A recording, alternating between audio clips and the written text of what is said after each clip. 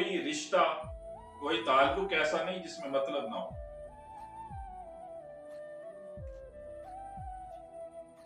کاش کہ ہم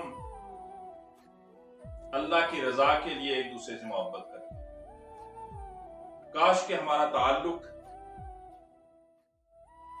ہمارا رشتہ، ہماری قرابت داری اللہ کی رضا کے لیے ہوتی۔ لیکن آج ہمارا حال کیا ہے کہ اس سے تعلق رکھنا اس لیے ضروری ہے کہ کل یہ میرے کام آئے گا۔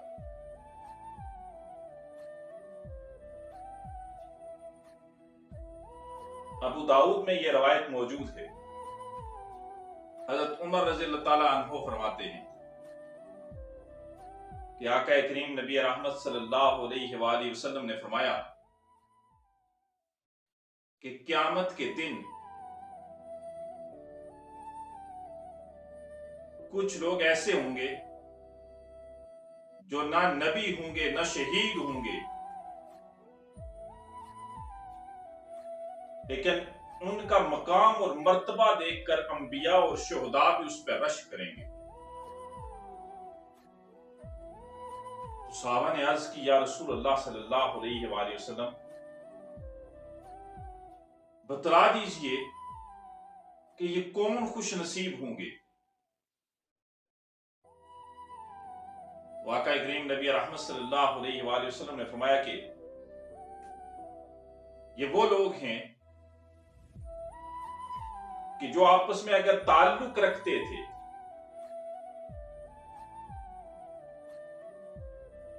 ان کی اگر تعلق تھا، ان میں واسطہ تھا، وہ کوئی دنیاوی لین دین کے تحت ایک دوسرے سے تعلق نہیں رکھتے تھے، ان کا تعلق صرف اللہ کی رضا کے لیے تھا، ان کی محبت صرف اللہ کی رضا کے لیے تھی۔ اور پھر آقا کریم نبی رحمت صلی اللہ علیہ وآلہ وسلم نے فرمایا کہ قسم ہے اس ذات کی جس کے قبضے میں محمد عربی صلی اللہ علیہ وآلہ وسلم کی جان ہے، اللہ قیامت کے دن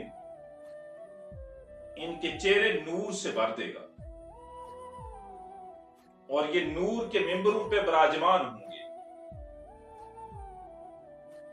اور جب ہر کوئی خوف میں مبتلا ہوگا تو یہ بے خوف اور مطمئن ہوں گے، اور جب ہر کوئی مبتلا غم ہوگا تو انہیں کوئی غم نہیں ہوگا، یہ بے غم ہوں گے۔ اور پھر آقا کریم نبی رحمت صلی اللہ علیہ وآلہ وسلم نے یہ آیت تلاوت فرمائی کہ الا ان اولیاء اللہ لا خوف علیہم ولا هم يحزنون، یہ ایسے لوگ ہیں کہ جن کو کوئی ڈر نہیں ہوگا، یہ اللہ کے دوست ہوں گے، یہ اللہ کے مقرب ہوں گے،